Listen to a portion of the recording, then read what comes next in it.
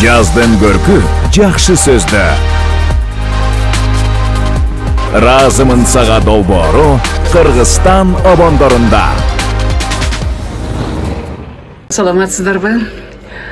Мен эң биринчи ыраазычылыгымды ушул жарык дүйнөгө алып келген атама жана энеме билдире турам да. Ушул ата энеме миң мертебе рахмат. Экинчиден, мен ыраазычылык сөзүмдү биздин улуу агайыбыз, Кыргыз Республикасынын маданиятына эмгек сиңирген ишмер Аблезим Ниязов агайыма билдире турам.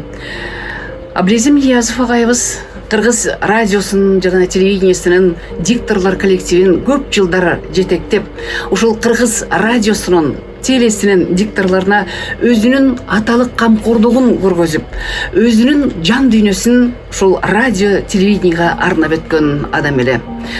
Өтө мыкты кызматкер эле, өтө мыкты диктор эле. Бул агайыбыздын үнүндөй үн жок болуш керек, кайталангыс үн эле. Анан мен ушул агайымдын ошо бизге болгон, биз жаш бардык да ошол кезде, бизге болгон камкордугуна өзгөчө маани берип, дайыма ыраазычылык билдиремин.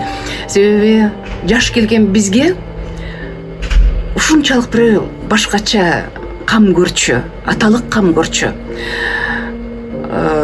Ушул эфирге келип атканда дагы ач келдиңби, ток келдиңби, кай жерде жашап атасың, жашооң кандай, жашоо шарты барбы, жокпу, мына ушуларга чейин иликтеп, ушуларга чейин бизде бир өзүнүн жакшынакай бир тилектерин болобу, өзүнүн бир жакшынакай бир сөздөрүн айтып, анан кийин бизди дайыма бапестеп коргоп турар эле да.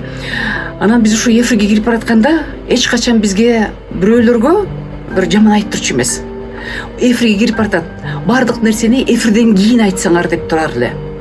Анан ошол эфирдеги биздин окуганыбызды дайыма өзүнүн бир кабинети болор эле, ошол кабинетинде аппаратура бар болчу. Ошол аппаратурага жаздырып алып, анан кийин ушул туура айтылган текстибизди, анан кийин кичине бир начарыраак окулуп калган тексттерибиздин бардыгын салыштырып туруп, анан дайыма бизге угузуп, айтып, анан кийин үйрөтүп, ошол сөздөрдүн айтылышы, болбосо окулушу бардык жагынан бизге чоң зор тарбия берди бул агайыбыз. Андан сырткары ошол союз учурунда ушул 15 союздук республиканын ичинен кыргыз дикторлору өзгөчө орунда турар эле. Себеби мына ушул агайыбыздын буда чоң салымы, эмгеги болчу. Себеби деген ушул эфирге үндү тандоо, эфирдеги ошо дикторлордун милдети деген нерсе баарынан жогору болчу агайыбыз үчүн. Ошол себептүү көрдүңүздөрбү, ушул союздук республикалардын ичинен дагы кыргыз дикторлорунун баабаркы өтө жогору орунда болор эле.